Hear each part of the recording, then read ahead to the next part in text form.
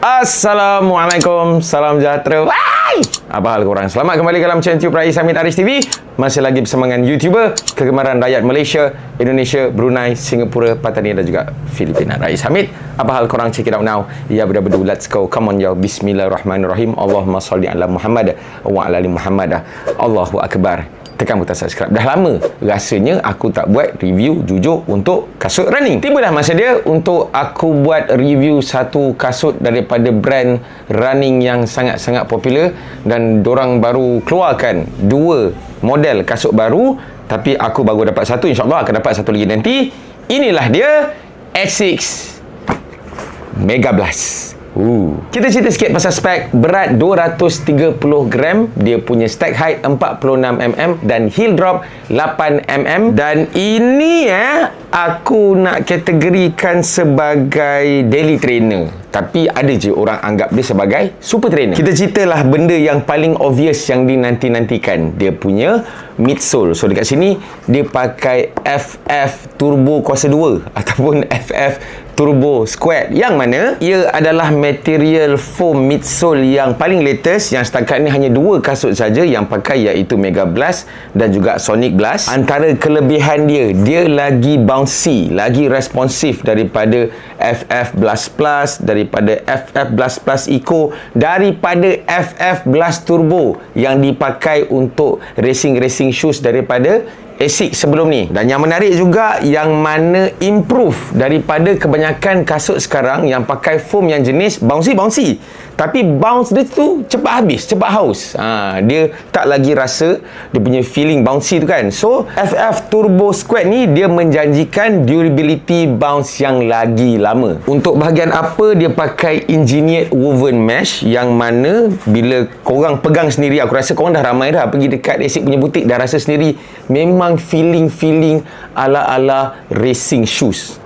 So dia sangat-sangatlah selesa, tapi dia ringan dan kurang sikit cushioning ataupun dia punya padded tu dia kurang sikit, tapi still selesa. Dan aku perasan juga untuk shoelace dia nampak macam terlebih panjang, tapi sebenarnya bagus juga. Sebab kasut-kasut yang selama ni aku pakai, banyak yang ada isu kalau aku nak buat runners knot, kadang-kadang macam terlampau pendek sangat. Tapi ini kalau nak buat runners knot memang ngam, sebab dia sangat-sangat cukup. Pengalaman aku berlari yang aku notice, first, stability sangat-sangat best. Lepas tu dia tak rasa bagak sangat macam Super Blast tu. Kejap lagi aku buat comparison. And then aku notice juga dekat toe room ni, untuk kaki yang wide macam aku ni, sangat-sangatlah selesa. Dia tak ada rasa terkepit. Dan aku perasan juga dia tak bagak macam Super Blast tu. Kalau siapa ada Super Blast tu, memang rasa macam kau pakai sampan berlari, dan ini rasa sedikit ringan daripada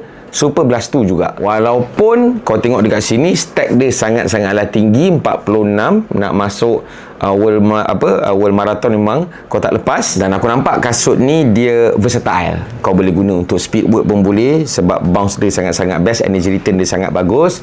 Lepas tu kau nak buat easy run pun boleh, sebab dia punya shock absorption dia sangat-sangatlah selesa juga. Namun, dengan suara yang tak ada ni kan, aku nak buat juga. Namun, okey, dia punya cons dia pula, kekurangan dia pada pandangan personal aku. Harga tu dia dah nak 1,000 weh. Dan aku tadi hanya lari 5 km macam tu, tak adalah jauh sangat, tapi aku punya prediction gitu, kalau long run, kalau kau tak snap betul-betul kau punya kaki dekat dalam kasut ni, tak rasa orang kata sedap-sedap pakailah dari segi keketatan dia tu kan, kau mungkin akan rasa macam sedikit membelenggu. Kau punya kaki tu lah mungkin akan rasa macam titik macam ketat sangat, macam longgar sangat. Jadi korang kena pakai betul-betul, cari dia punya feel yang betul. Dan kalau korang ada masalah yang super wide fit, yang mungkin super narrow fit, kau tak ada banyak pilihan, sebab dia memang keluarkan satu jenis sahaja. Macam yang kau tengok dekat sini, ini adalah Super Blast 2. Nampak dia macam lagi bagak kan, lagi bagak. Yang ni macam lagi okey sikit daripada ni lah. So itu advantage untuk Mega Blast. Dan yes, memang lagi ringan pun, dalam 20 gram beza di antara Mega Blast dan Super Blast 2. So ni lagi ringan. Rasa-rasa nak beli Super Blast 2 ataupun Mega Blast, aku rasa korang kena pergi sendiri dekat ASIC dan kena try sendiri dua-dua kasut tu, sebab dia pengalaman yang berbeza. Dia kalau macam pakai Super Blast 2 ni, kalau macam kau kejar lagi comfort, lagi shock absorption, long distance, LSD, mungkin inilah kot. Tapi kau nak kejar daily trainer yang mungkin ada pop punya efek, ada sedikit propulsion lah. Dia tak adalah propulsion macam kalau ada carbon plate, tapi boleh rasa lah, sebab dia punya material yang baru ni kan, kau boleh rasa macam poing, macam tu. Aku tak faham kalau nak tunjuk begitu, kadang-kadang nak kena lukis pula. So better korang pergi try sendiri. Tapi dari overall sebab yelah dia semakin maju, semakinlah diorang nak improve juga diorang punya kasut kan. So Mega Blast tu terus Itu saja review jujur aku untuk Mega Blast yang terbaru daripada ASIC. Thank you juga untuk ASIC Malaysia sebab masih lagi mempercayai kredibiliti aku yang bagi review-review jujur yang paling jujur dalam Malaysia. Yes, review kasut daripada aku. So boleh dapatkan dekat website, boleh dekat ASIC punya store pun boleh, dekat ASIC punya online shop pun boleh, ada saja jual. Tapi setakat ni aku rasa ada satu colour je kot, dan kali ni lawa. Kalau korang suka dengan video ni, bolehlah share. Kalau ada sebarang komen, boleh komen dekat bawah. Jangan lupa untuk tekan butang like, butang subscribe dan juga butang loceng untuk notification video-video daripada channel YouTube Rais Hamid. Selepas ini, insyaAllah semua-semuanya dimudahkan rezeki, dipermudah urusan. Jumpa lagi dalam next video. Assalamualaikum. Bye-bye. See ya. Takkan tak nak beli? Nak beli kan?